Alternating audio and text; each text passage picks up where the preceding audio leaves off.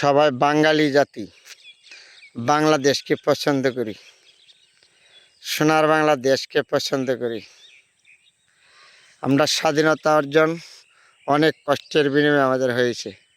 তাহলে আমাদের গ্রামের পরিবেশ, কৃষক ভাইদের অবদান অনেক বেশি। এগুলি যে কী জানেন, ধানের জমি, ওটা হলো ছোট্ট একটা নদী, এগুলি হলো লাউ গাছ। আর এই দিক দিয়ে গাছপালা যে দেখছেন, এগুলি হলো পাহাড় পদ্মা। তাহলে আজকে আপনারা খালি দেখতে থাকবেন, আমি হাঁটবো আর আপনাদের দেখাবো এই সুন্দর পরিবেশমূলক জায়গাগুলি। কি সুন্দর একটা জায়গা পরিবেশ। এই আইল দিয়া এখন আমি চলে যাব। এই দেখেন একটা বক পাখি এই জমিতে হাঁটতেছে আর খাইতেছে। কি সুন্দর পরিবেশ। এই দিক দিয়া গাছপালা সবুজ শ্যামল, যেদিকে তাকাবেন মানে এইদিকে সুন্দর। এই জন্য বক পাখিটা ওই দিন মাঝখানে উড়া যেতেছে। এখন ওই বক পাখিগুলি এই জমি থেকে আদার খাইতেছে।